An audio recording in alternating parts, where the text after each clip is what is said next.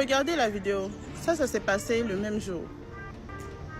C'est le ministre congolais des armées qui a été reçu aussi par la même ministre française le même jour, à la même cérémonie. Mais Téné Brahima a fait comme si lui il est important et on organise cérémonie pour lui avec les honneurs. Lui il est qui lui? Lui il est qui? Qui le connaît? On organise une cérémonie pour lui avec les honneurs. Je ne sais même pas ils se prennent pour qui même ce gouvernement là. Je ne sais pas ils se prennent pour qui. Celui que vous voyez sur la vidéo là, est-ce que c'est le vice-premier ministre ivoirien? Non, c'est le ministre congolais. C'est le ministre congolais qui a été reçu à la même cérémonie. Donc rien n'a été organisé exprès pour Téné Brahima. Et puis, si c'était le cas là, la ministre des armées française allait publier ça sur sa page. Mais elle n'a rien publié sur sa page parce qu'il n'est rien. Parce que cette cérémonie-là n'a rien à voir avec quelque chose de personnel ou entre la Côte d'Ivoire et la France.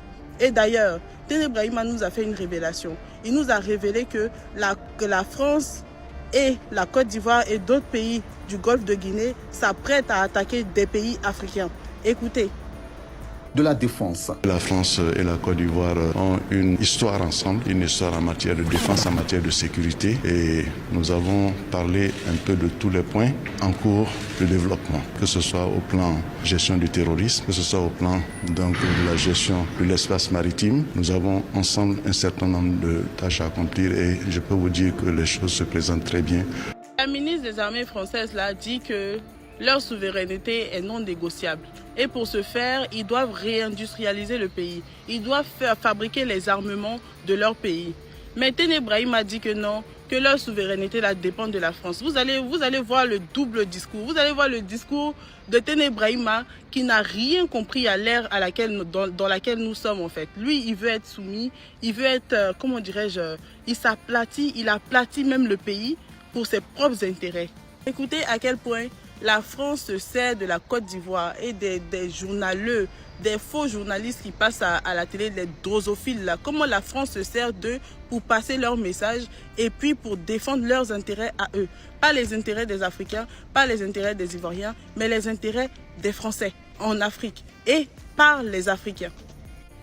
Écoutez la nouvelle stratégie de la France en Afrique. La communication en Afrique, en particulier, c'est les pays africains qui doivent le faire. C'est pas nous qui devons expliquer ce qu'on est en train de faire, c'est eux qui doivent impérativement le faire. Et ça veut dire que, en fait, c'est dans le champ informationnel qu'on doit considérablement faire évoluer notre posture en étant beaucoup plus fort, beaucoup plus habile, beaucoup plus présent. Et ceci nécessite d'avoir une compréhension beaucoup plus fine de nos partenaires, mais aussi de mettre nos partenaires en responsabilité. Et je voulais savoir, dans le cadre de cette compétition, cette guerre avant la guerre dont vous avez parlé et à laquelle l'armée française se prépare, qu'est-ce que l'armée souhaite faire par rapport au Sahel, notamment dans la guerre informationnelle? J'ai vu sur le site PASS que je fréquente régulièrement qu'il y avait des recrutements de communicants par l'armée, et je voulais savoir quelles étaient les actions à attendre pour ce réarmement moral de l'armée et de la France. Tout d'abord, sur le sujet de la compétition, où vous dites on se prépare. En fait, on ne se prépare pas à livrer la compétition, à faire la compétition. En fait, on est déjà dans la compétition. C'est ce qu'il faut bien comprendre. Et plus spécifiquement en Afrique, vous avez illustré le sujet, comment on va faire évoluer nos dispositifs, ou en tout cas comment on va augmenter notre capacité informationnelle. En fait, c'est une analyse de la situation qu'on comprend assez bien. La deuxième chose, qui est quelque chose qui est en train d'évoluer considérablement en Afrique, et c'est tant mieux, c'est la volonté de tous les pays africains d'affirmer leur souveraineté. Et quand on met d'un côté instabilité, de l'autre côté souveraineté, il faut forcément qu'on en tire des conclusions sur notre dispositif. Et que ce qui a été longtemps notre force, c'est-à-dire d'avoir des forces qui étaient présentes en Afrique, dans un certain nombre de pays, qui travaillaient avec les armées africaines, qui travaillent aujourd'hui encore avec les armées africaines, je pense que ceci mérite d'être vu. Et que ce qui était notre force est aujourd'hui quelque chose qui, dans le champ informationnel, nous nuit énormément. Et donc il faut qu'on trouve comment on va conserver une relation avec nos partenaires africains, continuer à les aider, mais pour autant sans que dans leur champ informationnel, finalement, la France et les armées françaises ce qu'elles produisent de positif soit complètement dégradé. Et vous le voyez comme moi, en fait, la difficulté à produire des effets physiques durables. Et donc, cette transformation, il faut qu'on la fasse véritablement. Et je ne vais pas dire avec les pays africains. En fait, c'est avec chaque pays africain. Et là aussi, on a probablement une approche où on a... vous voyez bien, quand on en parle, je vous ai d'abord dit les pays africains, les partenaires africains. En fait, on ne parle pas des pays européens, ou en tout cas pas comme s'ils étaient tous les autres. En fait, évidemment, les pays africains sont tous différents avec leur logique. Alors, ils ont des liens entre eux, ils ont bien évidemment des choses communes. Mais chaque pays africain, on doit pouvoir être capable de le traiter individuellement, séparément, et c'est lui qui doit placer le curseur de la relation qui est avec nous. Et ça, c'est ça sur quoi on doit désormais insister. Et vous comprenez bien que cet effort dans le champ informationnel, dans le champ des perceptions, ce n'est pas seulement le ministère des Armées et les armées qui doivent le faire. Là aussi, en fait, finalement, la relation de la France avec chacun de ces pays africains, elle a évolué. Et probablement qu'on n'a pas assez mesuré ou pas été capable de voir combien l'Afrique changeait. Mais l'Afrique a énormément changé. Et que la jeunesse aujourd'hui ne voit plus du tout comment finalement la France et la relation avec les pays européens, comme le voyaient leurs parents. Et donc c'est ça qu'on doit être capable de faire. Voilà, donc dans le champ informationnel, il y a quelque chose à faire, en lien bien évidemment avec les affaires étrangères, mais aussi avec le ministère de la Culture, avec le ministère de l'Éducation, et on doit se positionner différemment, et surtout laisser les pays africains affirmer leur souveraineté, et donc, entre guillemets, communiquer sur leurs actions, et nous on doit être en appui, et c'est eux qui doivent fixer le curseur. Ceci est essentiel si on veut continuer à être capable de défendre nos enjeux et nos intérêts en Afrique. Actuellement, Téné Brahima est à Paris.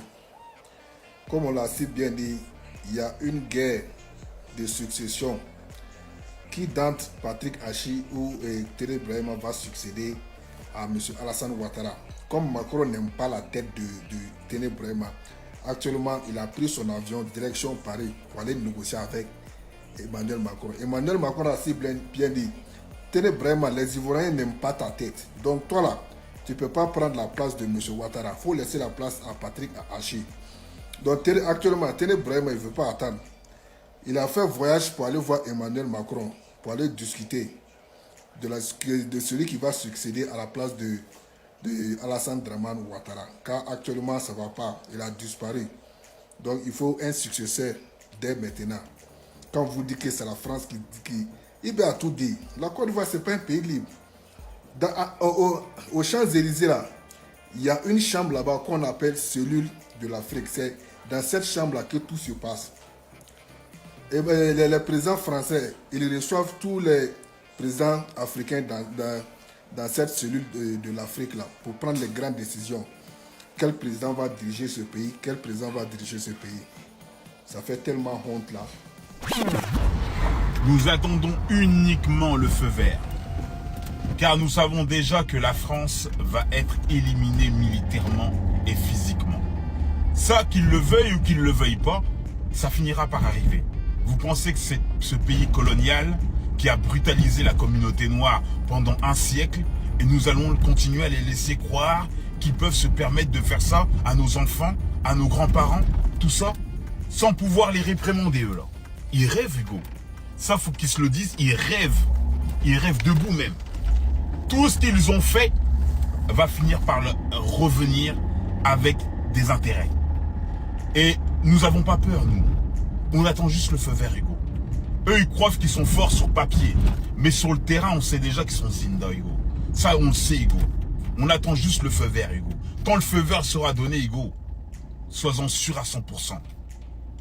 C'est pas une question d'une menace. C'est une réalité. Et personne ne pourra stopper cette montée que nous sommes en train de faire, Hugo. Cette révolution, Hugo, on est dedans, Hugo. Ça fait plus de 20 ans qu'on est dedans. 20 ans qu'on milite. Qu'on milite pour cette revanche. Sur cette revanche entre l'Occident colonial et nous, les opprimés. Nous sommes capables aujourd'hui de juger l'entièreté de l'Europe. Et ils peuvent mettre leurs meilleurs agents. Ils peuvent mettre leurs meilleurs colonisateurs. Ils peuvent mettre ce qu'ils veulent. Ça ne changera rien. Macron, il gesticule. Et il fera que gesticuler. Aujourd'hui, on laisse croire qu'il gagne. Mais nous voyons très bien sur le terrain, ils perdent en Ukraine, ils perdent en Iran et ils perdent en Afrique. Ils perdent partout. Car leurs armes, leurs hommes ne sont pas mentalement préparés à ce qui était déjà préparé bien avant que la guerre commence. La guerre n'a pas commencé hier. La guerre a commencé depuis longtemps. Ça fait des siècles que cette guerre est là. La Première Guerre mondiale, la Deuxième Guerre mondiale, tout ça, c'est uniquement pour conserver les intérêts coloniaux. Mais aujourd'hui, les gens sont prêts à mourir, à se sacrifier pour faire en sorte que l'impérialisme colonial ne puisse plus jamais faire ce qu'il faisait dans le passé et refaire ce qu'il a fait dans son passé sans être jugé par notre communauté. Nous allons les punir et nous allons les condamner. Et Macron, tu peux mettre tes meilleurs hommes, tu peux nous opprimer autant que tu veux. On ne baissera pas la garde. On sera prêt à t'affronter, toi et tes hommes. Et nous sommes prêts. Et je peux te regarder droit dans les yeux. Et tu peux mettre cette vidéo en boucle. Abonnez-vous, partagez, likez et donnez vos avis en commentaire.